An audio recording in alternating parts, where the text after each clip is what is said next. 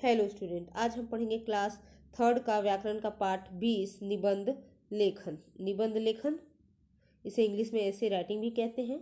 निबंध किसी विषय पे क्रमबद्ध और व्यवस्थित रूप से अपने विचार को लिखना ही निबंध कहलाता है। जब हम किसी टॉपिक पे, किसी विषय पे व्यवस्थित रूप से, क्रमबद्ध रूप से यानी सीक्वेंस वाइज व्यवस्थित रूप से जब हम अपनी बातों को लिखते हैं तो उसी को हम निबंध कहते हैं।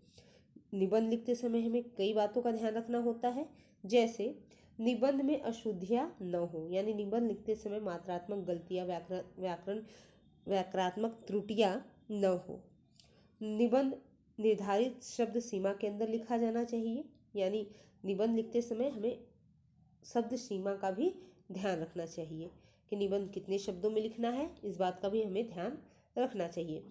निबंध सरल व प्रभावशाली भाषा में लिखना चाहिए, यानी निबंध लिखते समय हमें अपनी प्रभावशाली भाषा का प्रयोग करना चाहिए और भाषा सरल भी होनी चाहिए ताकि जो पढ़े उसे भी आसानी से समझ में आ जाए। निबंध एक निश्चित क्रम में लिखी जानी चाहिए, यानी निबंध लिखते समय हमें ये पता होना चाहिए कौन सी बातें महत्वपूर्ण ज़्यादा है तो पहले लिखेंगे, उसके बाद कौन सी बातें लिखेंगे, उसके बाद कौन सी बातें लिखेंगे। ये एक निश्चित क्रम में हमें निबंध लिखना चाहिए। तो ये सारी बातों का ध्यान रखना चाहिए निबंध लिखते समय। आपकी पुस्तक में कई निबंध दिए हैं। पहला निबंध है, देखिए, मेरे प्रिय अध्यापक। इस विषय पर पहला निबंध है। यहाँ अपने प्रिय अध्यापक के बारे में लिखना है। मैं, उसके बाद अपने स्कूल का नाम यहाँ लिखना है। विद्यालय में पढ़ता हूँ। ये एक आपको उदाहरण स्वरूप दिया हुआ है कि अगर मेरे प्रिय अध्यापक पे निबंध आता है तो हम कैसे निबंध लिखते हैं। हमारे स्कूल में 15 अध्यापक हैं। सभी अध्यापक अपने अपने विषयों में निपुण और परिश्रमी है। मैं उन सभी का सम्मान करता हूँ। लड़के हैं तो करता हूँ, अगर लड़की लिखती है तो करती हूँ, परंतु मैं श्री राम प्रसाद जी को सबसे अधिक पसंद करता हूँ। ये अपने शिक्षक का नाम बता रहा है बच्चा। वे मेरे प्रिय अध्यापक हैं। वे 30 वर्ष की युवा व्यक्ति हैं। वे एमए हैं। वे हमारे कक्षा अध्यापक हैं, यानी क्लास टीचर हैं। वे हमें अंग्रेजी पढ़ाते हैं। वे अपने विषय को निपुणता से पढ़ाते हैं। उनका पढ़ाने का तरीका बहुत अच्छा है। वे हर विषय वस्तु को अच्छी प्रकार से व्याख्या करते हैं। वे हर विषय वस्तु की अच्छी प्रकार से व्याख्या करते हैं। वे बच्चों में लिखने और पढ़ने की रुचि उत्पन्न करते हैं। सभी उनसे खुश रहते हैं और उनका सम्मान करते हैं।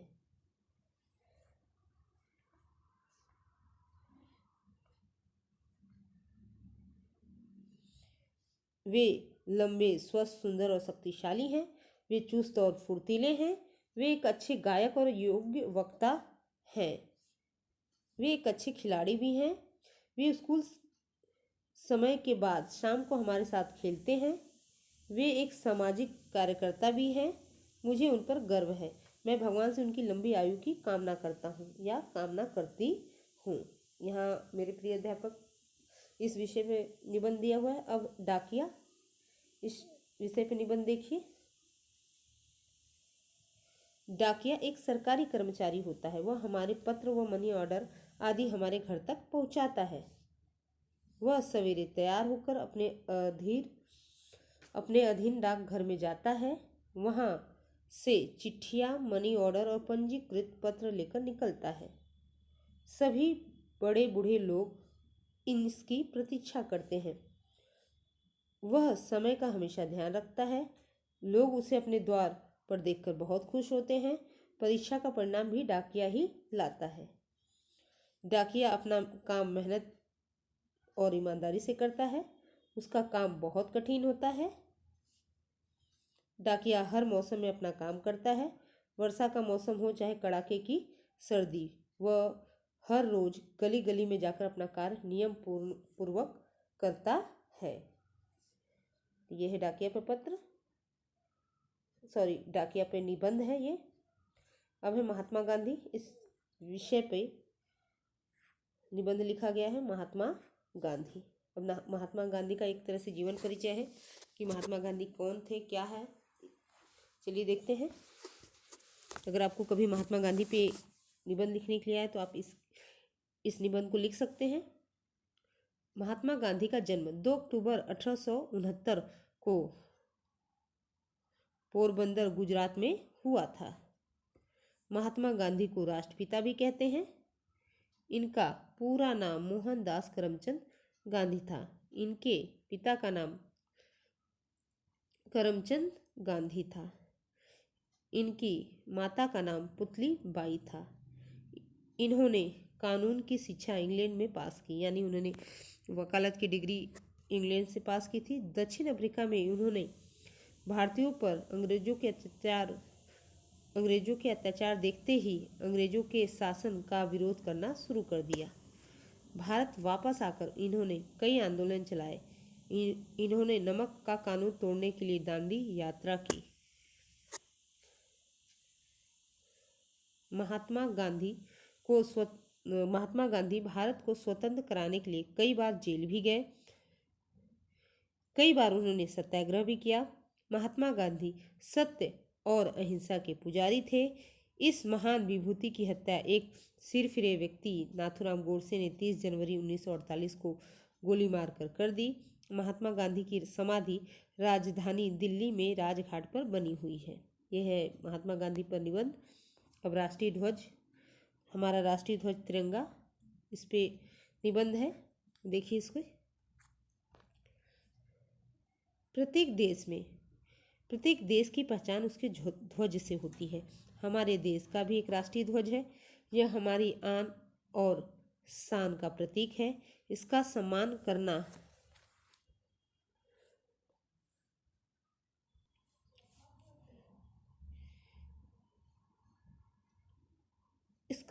करना प्रत्येक भारतीय का कर्तव्य है। हमारे राष्ट्रीय ध्वज के 3 रंग हैं, इसलिए इसे तिरंगा कहा जाता है। हमारे राष्ट्रीय ध्वज के तीनों रंग हमें प्रेरणा और शिक्षा देते हैं। सबसे ऊपर केसरिया रंग वीरता और बलिदान, सफ़ेद रंग सत्य, अहिंसा व शांति का, और हरा रंग हरियाली व खुशहाली का प्रतीक है। सफ़ेद रंग की पट्टी के बीच में बने नीले रंग के अशोक चक्र में 24 तीलियां है, यानी इसकी बात कर रहा है ये। चक्र की तीलियां हमें मिलजुल कर रहने का संदेश देती है। तिरंगा झंडा दुनिया में सदा ऊंचा रहेगा, यही हमारी मनोकामना है। उसके बाद देखिए राष्ट्रीय पशु बाघ, इस पे निबंध है।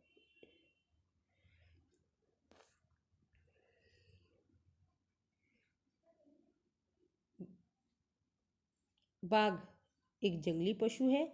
यह घने जंगलों में अपनी माद में रहता है, यानी अपनी गुफा में रहता है।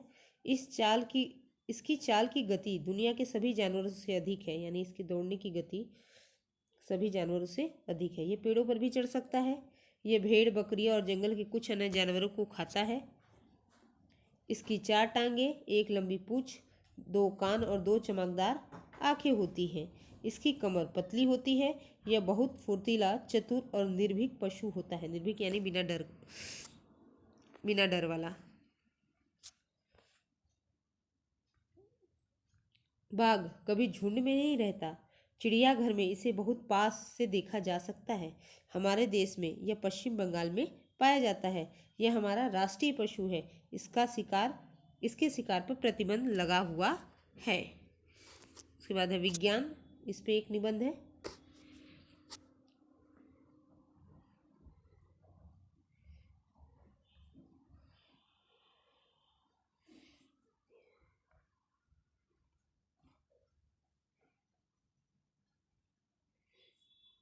वर्तमान समय में विज्ञान के चमत्कारी आविष्कारों ने हमारे जीवन को अत्यंत आरामदायक बना दिया है। विज्ञान की सहायता के बिना हम ढंग से जीने की कल्पना भी नहीं कर सकते। विज्ञान ने बिजली का आविष्कार करके हम पर बहुत उपकार किया है। बिजली की सहायता से हमारे सारे घरेलू उपकरण चलते हैं। इससे हमें रोशनी मिलती है। टीवी, फ्रिज चलते हैं और घर को गर्म व ठंडा रखा जा सकता है। इसके अतिरिक्त भी अनेक उपकरण बिजली से चलते हैं। विज्ञान ने आवागमन को बहुत सुगम कर दिया है। अब हम वायुयान, रेलगाड़ी या मोटर बस में बैठकर मनचाही यात्रा कर सकते हैं। टेलीफोन पर हम हजारों किलोमीटर दूर बैठे अपने परिचितों से बात कर सकते हैं। दूरदर्शन के कार्यक्रम हमारा मनोरंजन करने और ज्ञान को बढ़ाने में सहायक होते हैं। यह सब विज्ञान की कृपा का ही फल है। विज्ञान ने चिकित्सा जगत में भी करिश्मा कर दिखाया है। अब अनेक रोगों पर काबू पाया जा सकता है। इस प्रकार विज्ञान के आविष्कारों ने हमें बहुत लाभ पहुंचाया है।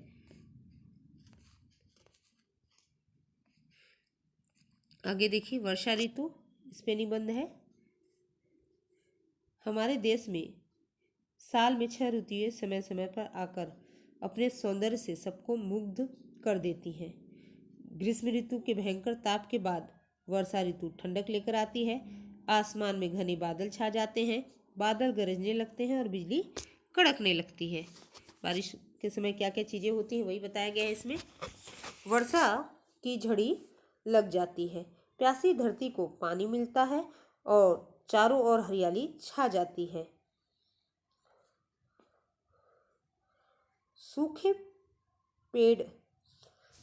सूखे पड़े सभी पौधों और पेड़ों को नया जीवन मिल जाता है। वर्षा के बाद आसमान में इंद्रधनुष दिखाई देता है, जो बहुत ही खूबसूरत लगता है। गर्मी से व्याकुल सभी लोगों के मन में प्रसन्नता की लहर छा जाती है। किसानों की फसलें लहरा उठती है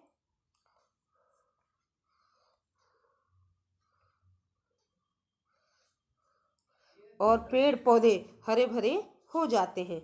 सूखी नदियाँ और सरोवरों में पानी भर जाता है। बच्चे वर्षा में नहाकर खुश होते हैं। वर्षा हमारे जीवन के लिए बहुत ज़रूरी है। और एक और है, आओ मिलकर पेड़ लगाएं। ये भी निबंध है, पेड़ के बारे में बताया गया है।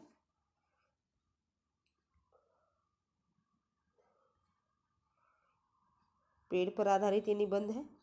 पेड़ मनुष्य के सच्चे साथी होते हैं। पेड़ों की मदद से मनुष्य अपना जीवन जीता आया है। पेड़ पौधों के बिना हमारा जीना असंभव है। पेड़ पौधे ही हमें प्राणवायु ऑक्सीजन देते हैं। अन्न, फल, सब्जियां, दालें सभी कुछ पेड़ पौधों से ही मिलता है। कपड़ों के लिए रुई, चीनी के लिए गन्ना,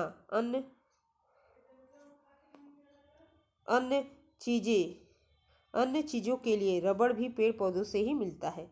पेड़ पौधे हमें विभिन्न प्रकार की जड़ी बूटियाँ भी देते हैं। वृक्षों से हमें लकड़ी मिलती है, जिसका हम तरह तरह से उपयोग करते हैं। तो इस तरह से ख़त्म हो गया। अब आगे हमने पूरा निबंध लेखन क्या है और क्या किन बातों का ध्यान रखना पड़ता है ये भी जान लिया और सारा निबंध भी पढ़ लिया है। तो आज के लिए बस इतना ही। मिलते हैं नेक्स्ट क्लास में। Thank you student.